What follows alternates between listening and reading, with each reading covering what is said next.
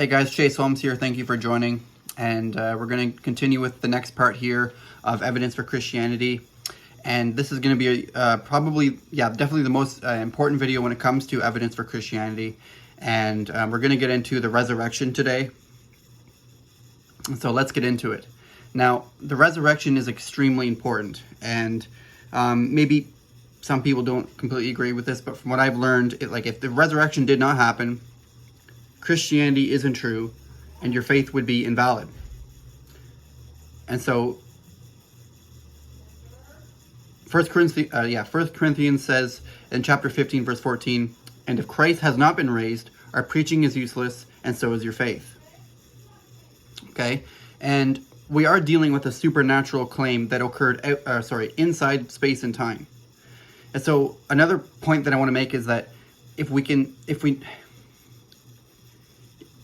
have evidence for the resurrection, and the resurrection is true, well then that is like the backbone for, let's say, God creating the entire universe, and Christ doing all the other miracles, and for the existence of God, and etc., etc. If we could just have the resurrection and have the evidence for the resurrection,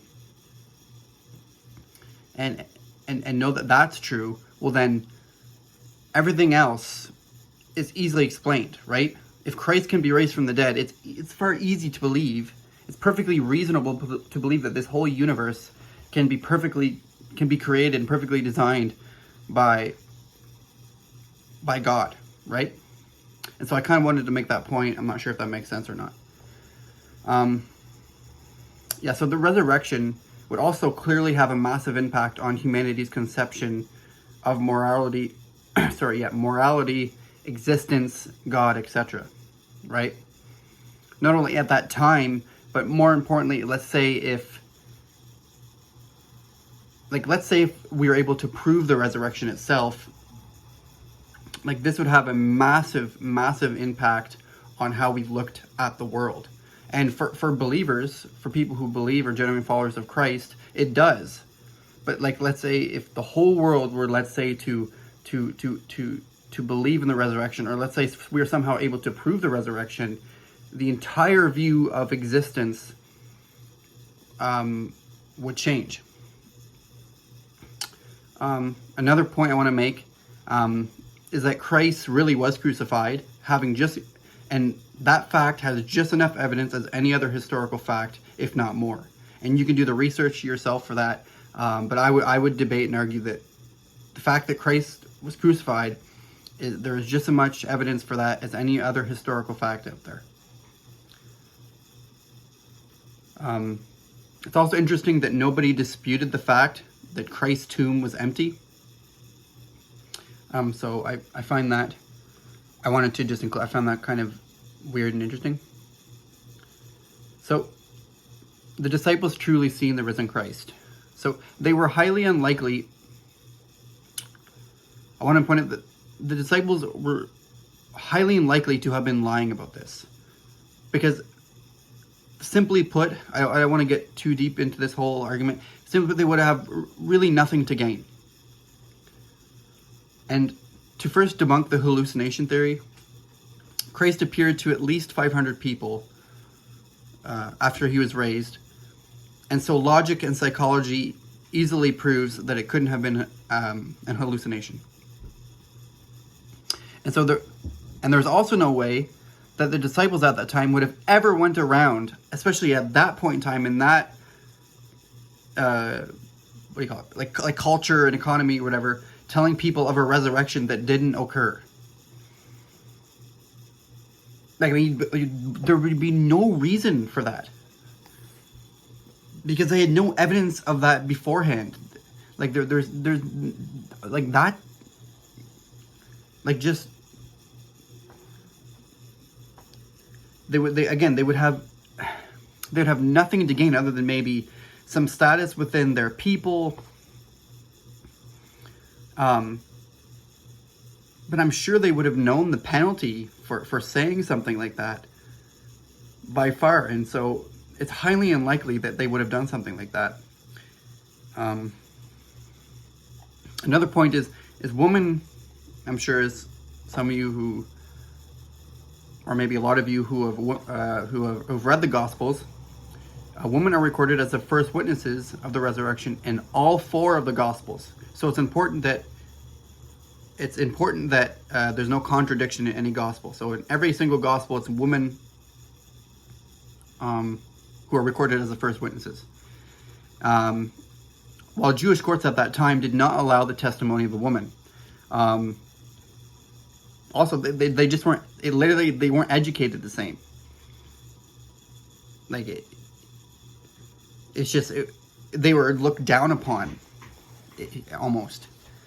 I think there's certain scriptures even on that were held back in the Bible. Do not quote me on that.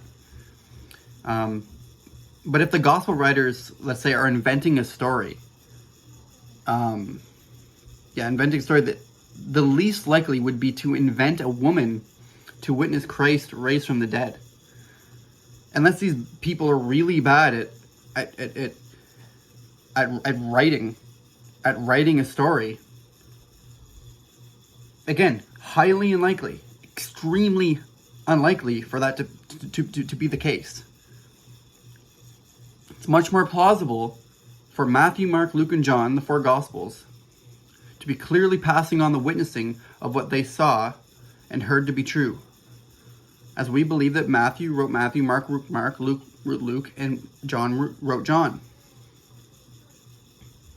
Another point, we know that Christ was buried in Jerusalem. Okay, well that's where everybody knew Joseph of Arimathea, which is the tomb,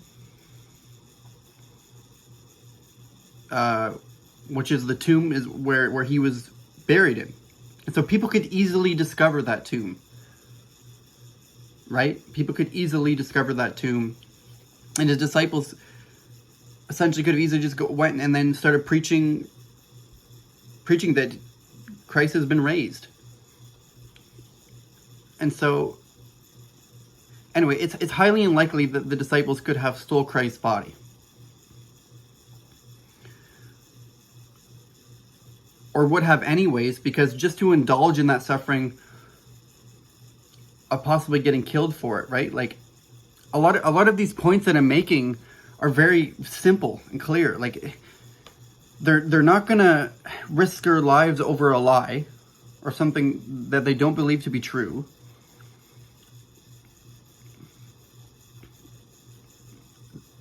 Right? They're not gonna risk their lives for a lie.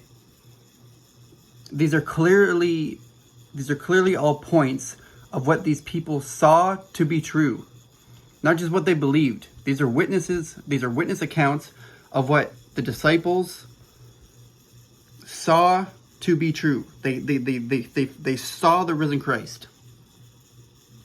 Even the Apostle Paul, who persecuted Christians more than a lot of people, became the biggest evangelist for the Christian faith and testified to the resurrection of Christ. I've already talked about in the last video how Christ's resurrection was prophesied in the Old Testament, but we know that there are 5,800 Greek manuscripts of the Old Testament. So this is going on to another point here, but we know that these New Testament writings say exactly what they did when they were written 2,000 years ago. Okay? So we know that Christ was crucified in 30 AD, and that the New Testament was written between 48 and 95 AD.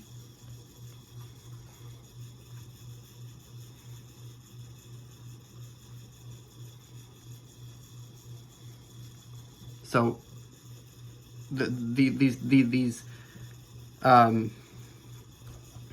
New Testament writings have not been altered. They have not been altered in the way that is contradictory. They have not been altered in the way that is not accurate to who Christ was, his teachings, his life, his death, his resurrection. There's the Gnostic Gospels that were taken out of the Bible that were not accurate Gospels, and there's a reason why they were taken out. But these writings are accurate, and the early church fathers seen that. And this is like the shortest time period for accurate data and accurate writings and accurate evidence to be passed through something and then made into writings from the original scripts. Like, this is a very short time period, and people say, oh, well, it was, whatever, 2,000 years ago or whatever. Like, how can you believe something that was 2,000 years ago? It doesn't matter how long it doesn't matter how long ago it was. It matters how careful the evidence was taken care of and who it was passed through, and how are those in particular manuscripts, how accurate are the in particular manuscripts themselves. We know that we have writings from non-Christians about confirming Christ's birth, ministry, death, and then his resurrection, which is what we're talking about. So we have writings on Christ's resurrection by non-Christians. What? That's insane. So one writing is by Flavius Josephus in 93 AD. The Babylonian Talmud, said to have been written between 70 and 200 AD. Pliny the Younger's letter to the Emperor Trajan, I might be saying that wrong, said to be in 180. Those are just a few examples. There are more than those. So my point, why would these writings have been made by non-Christians if nothing genuinely really eventful happened that hadn't been occurring before? Like, something would have had to have changed.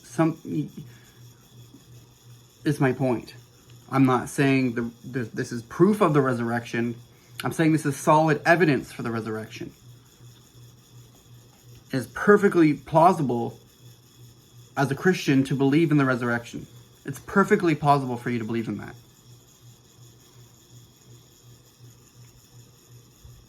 Okay, and Christ was simply, at the time, believe it or not, he was simply just a religious leader of a small following with little power.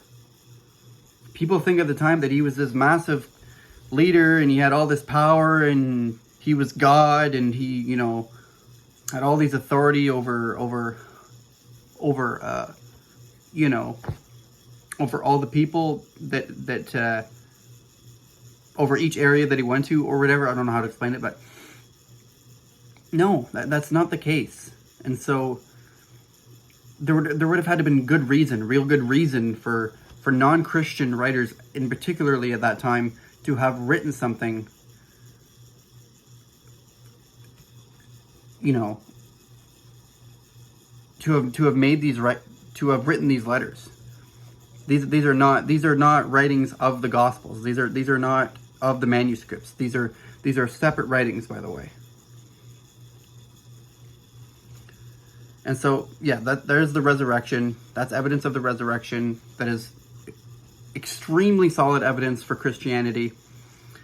And again, if the resurrection did not happen, Christianity isn't true and your faith would be invalid.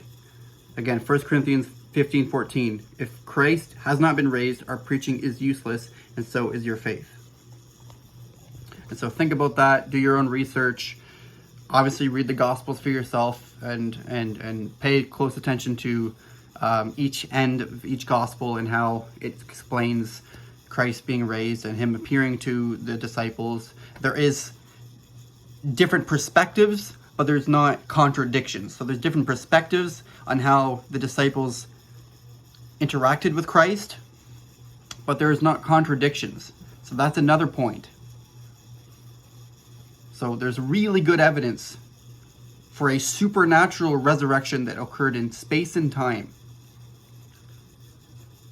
And anyways, I'm going to stop it here, guys, but thank you for joining. God bless.